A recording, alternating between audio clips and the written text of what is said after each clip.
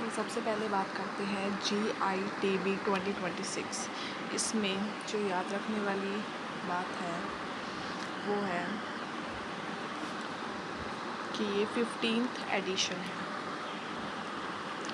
It is 15th edition and the dates and venue is important.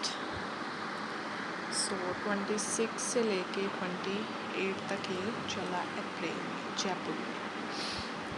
और इसका जो nature है, नेचर क्या है, ये इंडिया में इनबाउंड टूरिज़्म का एक leading B2B means business to business networking platform है. ठीक है. एंड ऑर्गेनाइजर्स कौन है? 3 लोगों ने मिलके इसे ऑर्गेनाइज़ किया है. First of all Rajasthan tourism and second is ministry of tourism government of India and third one is FICCI FICCI.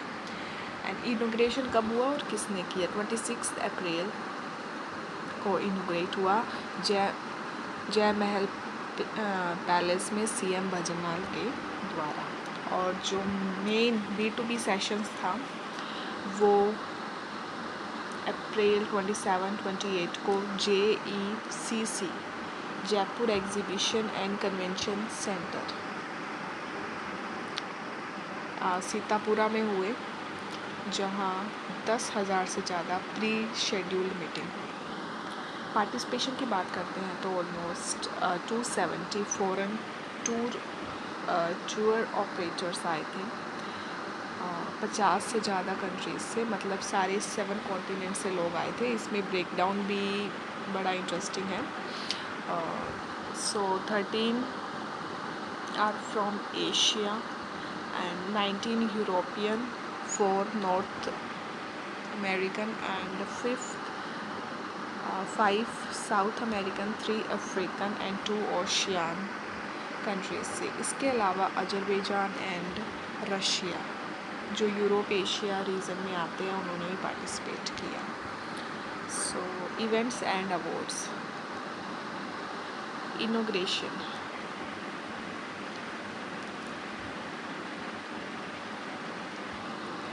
Inauguration function में एक कल्चर इवेंट है जिसका नाम है एकम, the spirit of oneness.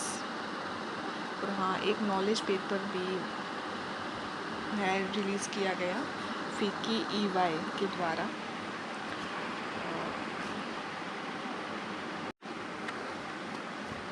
FICCI and EY. FICCI stands for Federation of Indian Chamber of Commerce and Industry. It is India's oldest and largest apex business organization. And if we talk about EY is stands for Ernst & Young, a leading global professional service and auditing firm. So knowledge paper was released titled Imagining Inbound Tourism in India, Trend, Technology, Transformational Opportunity Toward Incredible India 4.0. So this can be asked in examination. They may change this 4.0 to 3.0 maybe, and you have to identify which statement is wrong and which statement is right. And or maybe they can change these terms: trends, technology, transformational opportunity towards incredible India. So trends, technology and transformational opportunities. So you may get confused. Exam में trends की जगह tourism भी आ सकता है, because इसमें काफ़ी tourism की बात की गई है, तो आप कंफ्यूज हो जाएंगे. और मे बी इस लाइन को अरेंज करने के लिए भी आ सकता है कि बताइए कैसे अरेंज किया जाए. ठीक है, ये वाली लाइन बहुत इम्पोर्टेंट है. एंड कल्चर इवेंट भी हुआ था Ekam the spirit of oneness. Awards जो है वो Madhya Pradesh tourism won the leading tourism destination award. So presented by FICCI ministry of tourism and receive the additional MD. So एक ही अवार्ड था जो इन्होंने जीता. If we talk about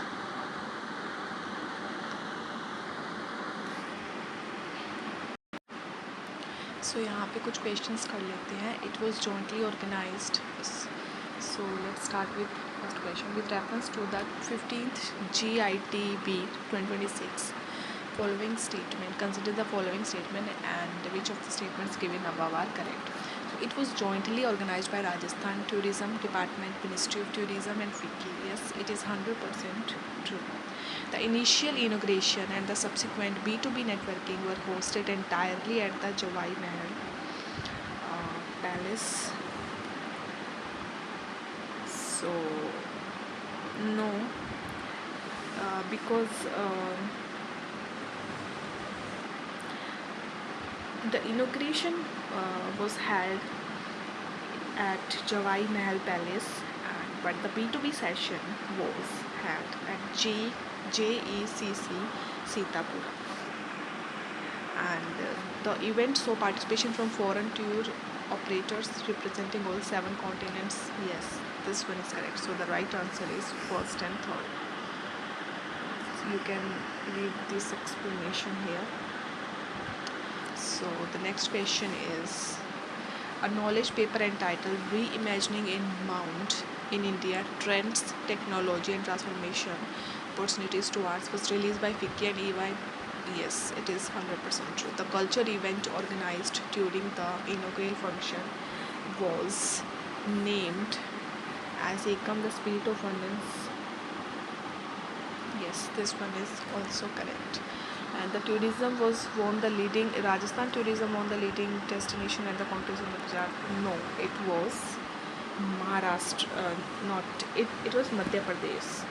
So which one of the following is incorrect? So only third one is incorrect. So option A is right. And yes. So match the following data points regarding the country-wise participation breakdown. So Asian countries, basically the 13 Asian countries were there, and so P का हो जाएगा second options. So option B and option D are eliminated. And European countries, so there were 19 from the European countries, and South American countries, basically 5 South American countries and 4 North American countries. So option A will be correct. In the context of the regional representation of the Kitab, the following pair of the countries were highlighted as representing Europe-Asia region. So it was Azerbaijan and Russia. So these are some questions. Okay, so next topic is RICO Industrial and Land Revenue Revisions, 5-year plan 2025 to 2026. तो RICO से हर साल questions आते हैं, so it is very very important. So new industrial areas, RICO ने इस बार एक record बनाया है. 21 न्यू इंडस्ट्रियल एरियाज़ अलॉटमेंट के लिए खोले हैं. So this data is very important. 21 new industrial areas. तो पिछले साल सिर्फ 12 थे,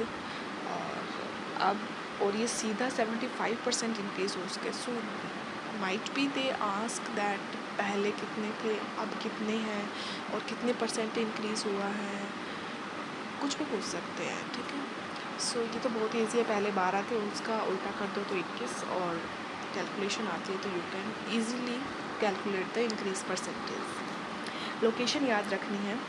केकरी एक्सटेंशन अजमेर, बरौली भरतपुर, पंडेर गुलाबपुरा, धुंधवाला, पीपलोद, किड़ीमल, बिछोन, पीपल खेड़ी, बारा, कच्चाला, बूंदी, सगतपुरा. ये all these locations are very very important. Special product zone, कुछ स्पेसिफिक चीज़ों के लिए पार्क्स बनाए गए हैं।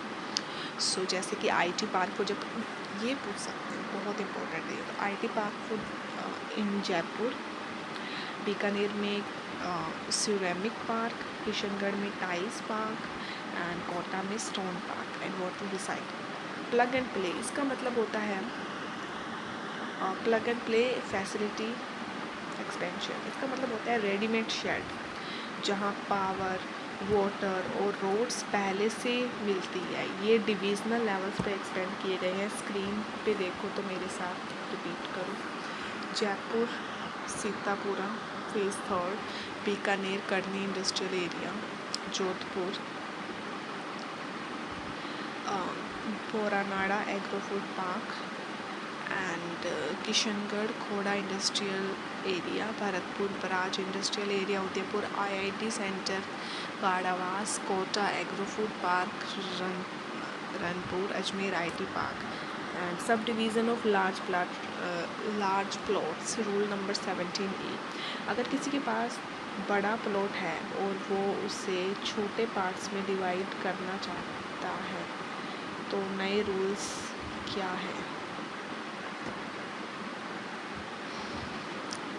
राइट, सो प्लॉट एरिया कम से कम 20,000 स्क्वायर फीट मीटर या उससे ज़्यादा होना चाहिए। और सब डिवीज़न के बाद जो नया छोटा प्लॉट बनेगा वो कम से कम 500 स्क्वायर फीट का तो होना चाहिए। ठीक है, सो ये जो सब डिवीज़न बहुत इम्पोर्टेंट आ सकता है। The question might be asked, so be careful.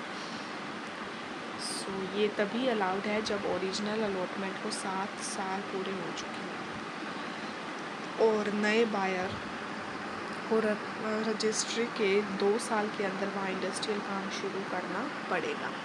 ठीक है, आरएफसी को कैपिटल इन्फ्यूज़न, ठीक है। रिको ने आरएफसी मीन्स क्या होता है? Rajasthan finance corporation. रिको ने आरएफसी को 50 करोड़ का शेयर कैपिटल कंट्रीब्यूशन अप्रूव किया है। इसमें से फर्स्ट फेज़ का 20 करोड़ रुपए रिलीज़ भी हो चुका है। एंड अगर आपको कुछ फैक्ट्स याद करनी है तो रिको कब बना? 1960 या 1980 इंफ्रास्ट्रक्चर डेवलपमेंट के लिए बना था। एंड आरएफसी कब बना? 1955, जो एमएसएमई को लॉन्ग टर्म फाइनेंशियल हेल्प देते हैं।